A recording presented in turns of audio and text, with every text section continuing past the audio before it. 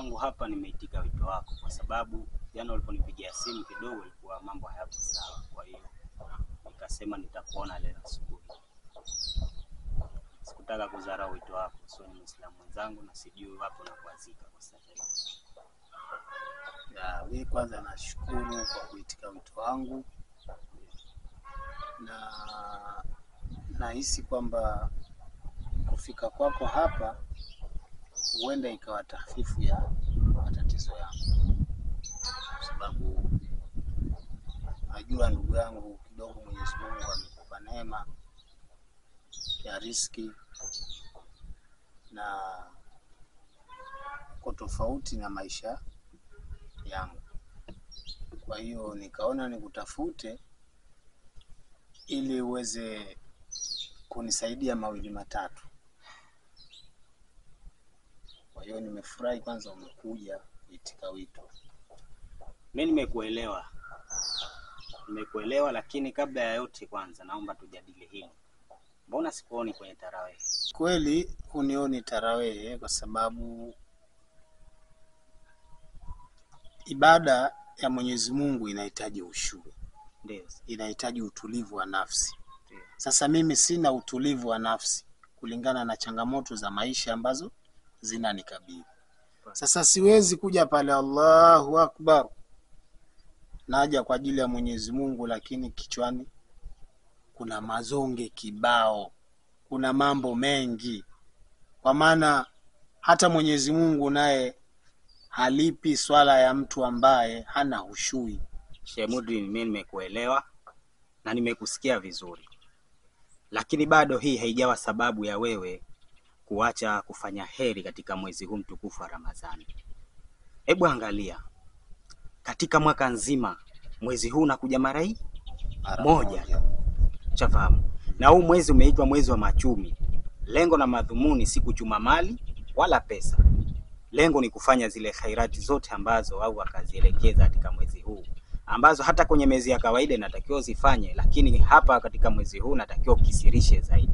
Chafahamu? Ndio. Sasa tunaposema kwamba tukose kuzifanya hizi heri kwa sababu eti ya kijio au pesa au maisha ni magumu, mimi naona maisha ndo yale yale. Lakini labda unaambia labda zaidi ya changamoto ambayo asena kufanya zaidi ya sio mpaka ukakosa kufanya ibada. Changamoto zipo nyingi, lakini kubwa ya changamoto ambazo zinanikabili kwa sasa, kwa maana mpaka sasa sijajua futari ya leo itakuwaje. Ingawa kuna watu ambao tayari Mwenyezi Mungu amewaruzuku ya leo na ya kesho na ya mwezi mzima. Sasa mimi najua kama unavyoona linawaka hivi na siku inakaribia kuisha, lakini mpaka sasa hata ile futari ya leo imenishinda. Kama unavyojua ndani ya mwezi wa Ramadhani mbele yetu kutakuwa na sikukuu. Na sikukuu sisi wakubwa ambao tunaiangalia sana, lakini watoto wanahitaji mavazi, wanahitaji kula nzuri, na wakitoka kwenda kutembea na wenzao wanahitaji angalau wawe na pesa ya matumizi. Sasa hayo yote ni changamoto ambazo zinanikabili. Mimi nimekuelewa. Sijui unanielewa? Nakuelewa. Kama ni hili swala la chakula, sote ni maskini. Ndio. Sote hatuna kitu, lakini sisi Mwenyezi Mungu katujalia, katukurudisha karibu na watu ambao wana uwezo. Kwa maana kuna misaada ambayo tunaipata. Ndio. Kwa hiyo nakuahidi, hata sasa hivi tukiondoka hapa, tutapita pale nyumbani kwangu. Kuna mfuko wako utapata ambao una kila kitu ambavyo unahusiana na masuala ya mapishi haya ya iftari za Ramadhani. Inshallah. Hilo la kwanza. Lakini la pili, shehe wangu, ni kwamba nabeba dhamana inshallah kuhusiana na watoto wako kuvaa hii sikukuu. Kwa uwezo wa Mungu nitakutafutia msaada. Ndio. Ili wapate msaada, wahifadhike katika hii sikukuu, wapate mavazi, na mimi changu kidogo nitakitia kama ni nguvu kuongezea ili wapate kuhifadhika watoto wako. Kwa hiyo kwa hili halina shaka kabisa biiznillahil karim. Ninachotaka uniahidi kuanzia leo, kuanzia sasa hivi unaelekea katika njia iliyonyooka kwa ajili ya kufanya ibada, kuswali tarawehe, kufanya kheri zote ambazo zimeelekezwa katika mwezi huu, kudhikisirisha ili tupate malengo ya kuitengeza hera yetu, tupate malengo ya funga kuwa wacha Mungu.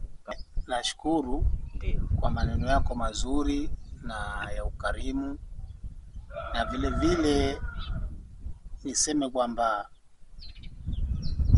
kuanzia leo nitarudi katika kujikurubisha na Mwenyezi Mungu katika ibada kwa ajili ya kutafuta radhi za Mwenyezi Mungu katika mwezi huu mtukufu wa Ramadhani, na inshallah na imani tutakapopata huo msaada watoto nao watafurahi. Nafikiri muda ndo huu, tupite nyumbani basi.